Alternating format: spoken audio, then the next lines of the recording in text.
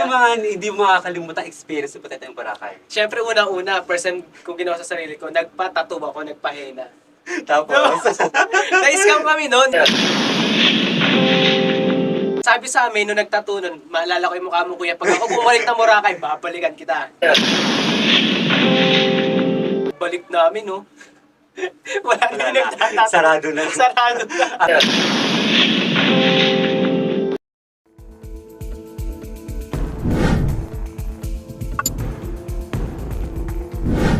Night Talks with Victor. And Prince Jaser.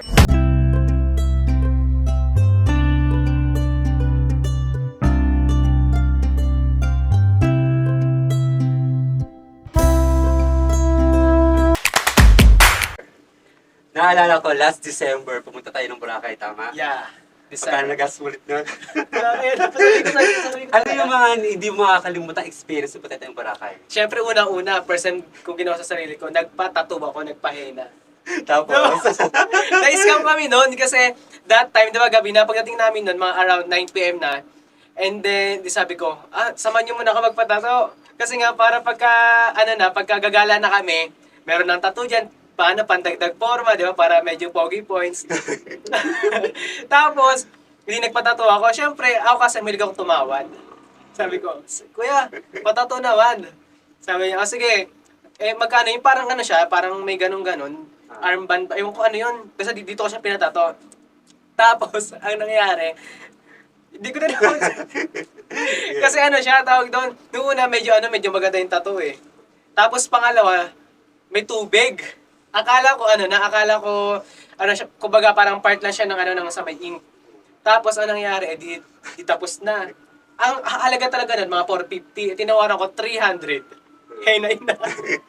Tapos, pagdating namin sa may hotel, ang nangyari, di mga isang oras na. Pagtingin ko, yung unang tattoo niya maganda. Pangalawa, paghugas ko yung isa medyo maputla na.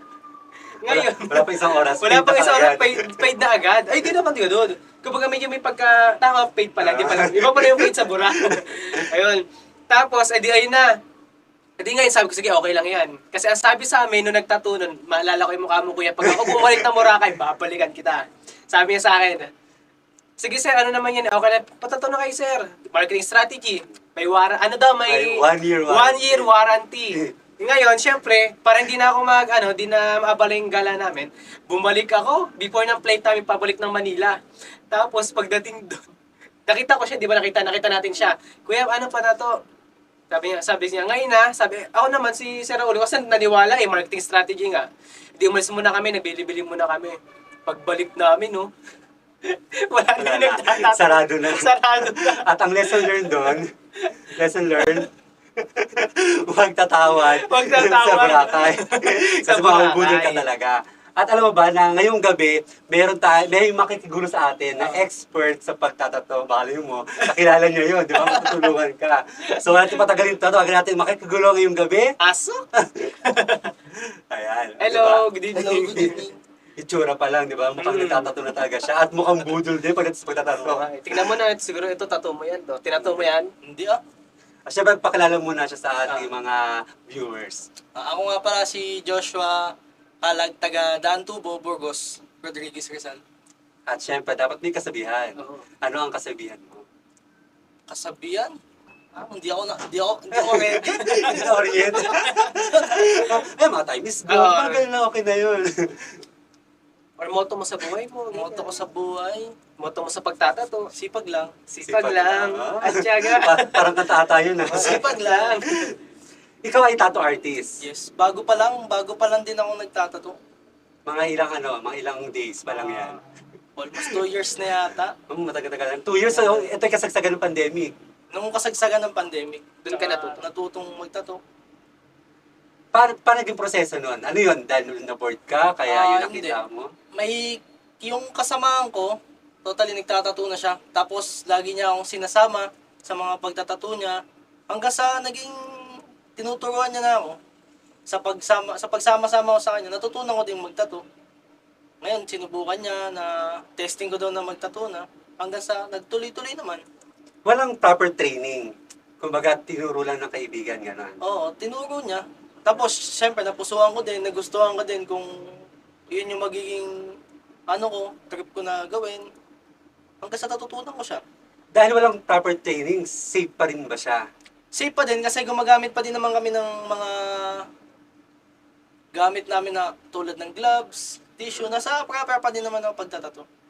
So, kapag walang proper training, saka yung may proper training, same pa rin yung rate na bayad. Hindi. Meron kasing nagtatato na hindi sila gumagamit ng maayos na katulad ng hindi sila nag-gloves. Kaya yung ibang tattoo, nagkakaroon siya ng infection, nagnanana, yung nagsusugat, halos hindi na, yung kumbaga nagsusugat na siya, natatanggal na yung pagkaka-tattoo. Hindi katulad ng mga gumagamit ng proper, na naglilinis muna, dinidisinfect yung mga gamit bago nila gamitin sa tao. Kasi balat pa din naman yan eh. Kumbaga, yung tattoo, hindi siya, kumbaga doktor na din ang dating eh. Kasi hindi yan basta-basta magtatato ka lang, lalagay mo sa balat, idodrawing, okay na yan eh. Nagtutusok tayo ng karayom, sa balat, ibinabaon yan, may, in case na may infection, meron din naman na goods na. Ano yung karayom talaga yung ano? As in- yung karayom talaga na pantahe? Hindi. Parang nipis-nipis sa mga ata, no? Mayroon hindi kasi siya talaga tinatawag na parang same pa din naman siya ng karayom. Kaso makapal kasi masyado kasi may tinatawag sila na pang-lining. Namimili na pa sa tindahan yun. Yung piso-piso, dos lang. Dos na ayun eh. May tattoo ka sa katawan. Magdami din naman ako. Nagtattoo ka sa sarili mo? Meron din. Pero di ba sabi nila, kapag daw may mga tao na pag nagpapatato, may mga ibig sabihin or may reason kaya sila papatato. Halimbawa, nung namatay yung kanilang mahal sa buhay, saka siya nagpatato. Ikaw ba yung mga tattoo mo ay mayroon bang ibig sabihin yan or wala lang talaga? Meron naman. Katulad ng mga pangalan ng magulang ko. Hmm. Meron akong tattoo ng pangalan ng magulang ko. Tapos meron syempre din tattoo na may pas na tattoo. Kumbaga nung pas natin na paano ba natin na Eh di ba ano, may mga uso. Di ba alam mo, ito yung ex mo. ayun na, ayun na. Paano mo mabubura yun? Ganun pa din, tatatuan Ganun pa rin. din na panibago. Hindi, may nakita na ako parang yung, may ano, yung parang eraser ata yun. Pero parang tattoo rin. Laser? O parang gano'n. Laser ang tanggal. Meron din naman laser, meron din na ginagamit ngayon na ink na nagtatanggal din ng tattoo. Tapos may kakilala ako, meron siyang tato. Pinatato niya yung mukha ng kanyang ng girlfriend niya. Eh, nag-break. Ginawang demonyo yung mukha niya. Oo, talaga legit yun. Kasi yung una nakita ko yun, sabi ko, wow, pinatato na yung mukha. Mukhang sila na talaga. Tapos siguro mga after 2 years ata o 3 years, na nakita ko, nag-iba yung itsura. Talaga parang binabo niya ata na something. Siguro sobrang galit niya din sa ex-girlfriend niya. Minaritas ko pa. Lesson learned. Huwag magpapatato. Pag hindi pa. Sure. Kailangan sure thing muna bago ipatato. Pero di ba ano, may mga tao na nagsasabi na kapag ka may tattoo ka, sinasabihan na masama ka na, bad boy. Paano mo may paglalaban yung mga may tattoo sa katawan ng mga tattoo artist na ganun yung iniisip ng mga tao? Yun, isa din yun sa number 1 na nakikita natin sa mga tao yung tattoo discrimination. Hindi porket may tattoo na yung tao, masamang tao na. Katulad nung saan ba siya namin napanood? May napanood kami na nurse pala siya, tapos ayaw siyang, ayaw nila ipagamot dun sa may nurse porket madaming tattoo. Pero hindi nila alam na professional pala siya. Yung pala yung magsasalba ng buhay ng anak niya. Kaya hindi din natin masasabi na lahat ng may tattoo is masamang tao na. Kasi yung tattoo niyan, art yan eh. Hindi naman porket may tattoo ka, masama ka. Yung tattoo, kaya natin nilalagay sa katawan natin yan, katulad ng sinabi nyo, mahal sa buhay. Siyempre, ayaw natin sila kalimutan, kaya natin sila pinapatato. Ganun ang tattoo. Kaya pangit na sabi na porket lahat ng may tattoo, adik, o kahit anong sabi nilang masama, ay lang naman. Ilang taon ka nung nagkaroon ka ng tato? 16 years old nung first tattoo ko. Alam na magulang mo. Nung una, tinatago ko ba? Kaso habang, syempre, magkakasama sa isang bahay, hindi natin maiiwasang hindi makita. So, ibig sabihin, nagpatato ka muna bago nila nalaman. Nalaman. Kasi doon na sila walang magagawa. Bakit hindi ka nagpaalam? Kasi siyempre, di ba, may mga magulang na, kang papatato kasi nga masama. Butas nga lang ng tenga, di ba? Yung magulang ko naman, hindi sila ganun. Kasi sa tatay ko, meron din akong tattoo sa tatay ko. Ako mismo naglagay sa balat ng tatay ko. Ganun, hindi naman yung tatay ko kasi, hindi naman sila, kumbaga, hindi sila kung ano-ano sasabihin pag nakita sa katawan mo. Bibigyan, paliwanagan mo lang sila. Maiintindihan naman nila yun eh. Kung ano yung tinatakbo naman. Basta wala lang masamang bagay na gagawin. Ikaw bilang tattoo artist, halimbawa may magpapatato sa'yo. Tapos bigyan mo ng rate ganito dapat. Halimbawa 5,000. Tapos tinawaran. Discount. Sinabi 4,000 na lang, 3,000 na lang. Gagayahin mo rin ba yung ginawa nung sa kanya sa Boracay? Na yung quality. Sa pagtatato kasi, hindi siya business din yan eh. Hmm. Kumbaga talent mo din yan eh. Ang gamit kasi ng bilang isang tattoo artist, ang gamit kasi niyan, binibili din namin.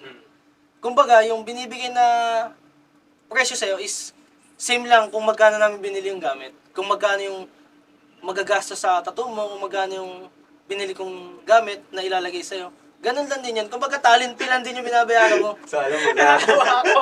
Habang kinuwento mo yun, nalala ko yung sa may Boracay ka, na that pala, tatawa. So lesson learned yan sa mga pupunta ng Boracay ha. Tapos ano tawag dito, 'di ba? Sa sa pagtatato.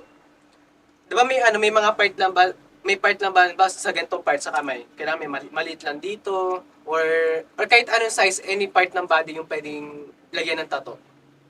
Paano kahit ano? Halimbawa, sa part nito, kailangan ganito lang kalaki kasi may part na maapektuhan na sa loob ng katawan natin. May mga ganun ba kayong kino-consider? Depende pa din kasi halos lahat naman ng parts ng katawan, pwede natin tatuan. Mayroon lang yung tinatawag sila na proper na pagtusok. Kumaga, yung lalim lang ba ng tusok, yung pinaka-proper. Kasi, before ka maging tattoo artist, mayroon naman kasing mga webinar, seminar na ipapaliwanag sa yan. Kung halos aatin ka ng mga seminar, kung halos kahit ospital, nagpapaseminar din about sa tattoo artist. Kung gaano kalalim lang ang pwede nyong ituro, kung ano yung bawal na lalim, ganun pa din. Kasi pag sumobra, may in case na pwedeng masobran yung tusok mo, lumalim, iba yung tamaan. Kaya hindi din basta-basta. Meron ka na bang narinig na hindi maganda sa paligid mo about sa'yo bilang may tattoo ka? Madami na. Katulad ng, May tattoo yan, wag mo saman.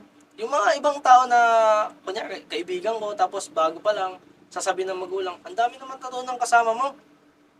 Baka adik yan. Ganun. Pero, ma-realize din naman nila yun, pag tumagal-tagal na nilang kasama ako ng anak nila, nakikita naman nila na good person. meron ka na experience na manliligaw or kaibigan na nilayuan ka kasi na-discover nila na meron kang tattoo? Wala pa naman. Wala naman. Kasi, halos din yung iba, nagiging girlfriend ko, alam din naman, may mga tattoo din, tsaka, tinatatuan ko din sila. Ang tattoo ba nakadagdag pogi points? Yung angas. Yung Diba, angas. pag Siguro, may tattoo ka, oo. may angas eh. Kasi kaya din yung iba nagpapatato, katulad ng mga kabataan ngayon, di ba? Nakikita natin ng mga Kahit kabataan kailan, no? ngayon. Isipin mo, mga 14 years old, nagpapatato na. Hindi, pero seryoso, alam mo nung alam mo nung sa Boracay, yung pakiramdam na Ang tanong, nakadagdag angas mo sa'yo. Oo. Kahit na page yung Oo, kalahati. kapag piling ko ang pogi ko kasi tapos naglalakad kami, tattoo ka ganyan. Tapos after nun, parang gusto kong magpatato. After nun, kasi piling ko pag ka ng mga picture, parang pogi ko pag may tattoo. Parang may ganun talaga. May mga ganun talaga. Kunyari, first tattoo mo, piniplex mo pa yan eh. Kahit sa part na naman, kunyari sa katawan. Kahit kailangan mo magdamit, nakahubad ka eh. Para lang ma-flex eh, di ba? Ganun yan eh. Kaya, madami din naiinganyo sa pagtatato. Ilang taon ka na ngayon? 22. 22. So, 16 years old ka, nagkaroon ka ng first tattoo, First tama? tattoo. If ever nababalik tayo dun sa 16 years old mo, okay pa rin ba sa'yo? Papayag ka pa rin ba na magpatato ka pa rin? Kasi sabi mo kanina, di ba, may 14 years old. Sa tingin mo, advisable ba sa murang edad na magpatato ka agad? Sa panahon ngayon, ang advice ko lang din sa mga kabataan, huwag muna nilang subukan.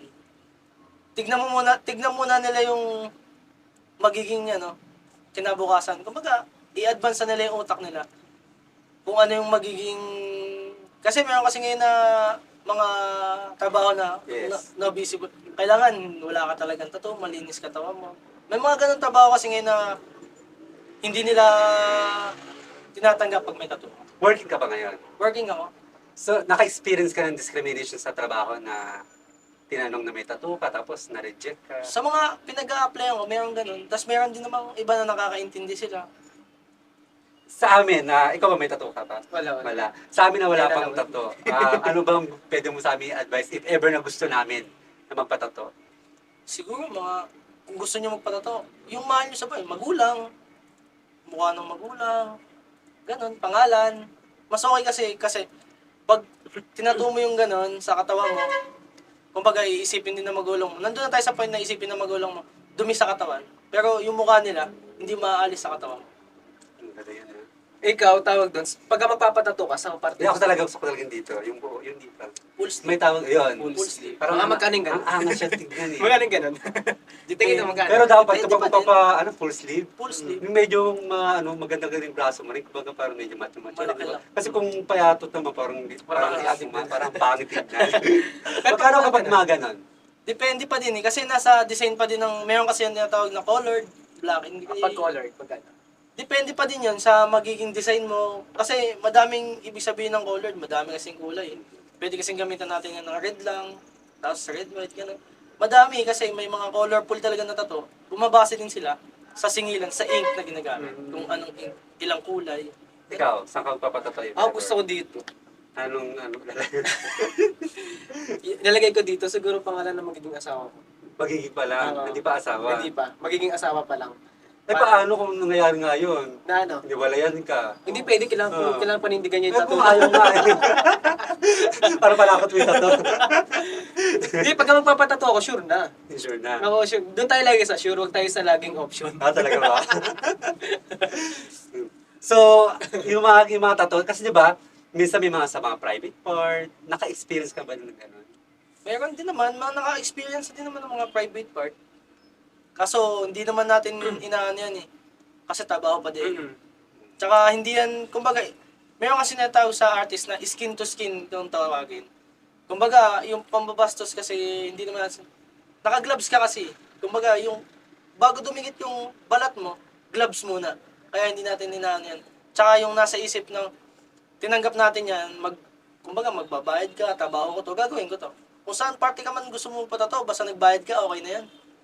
2 years pa lang siyang tatutuno pero parang expert na siya dun sa industriya na yon na kanyang kinabibilangan. Naka-attend ka ng mga seminar. Seminar, yes, nakapag-attend din naman ako. Ano yung take away natin ngayong gabing ito?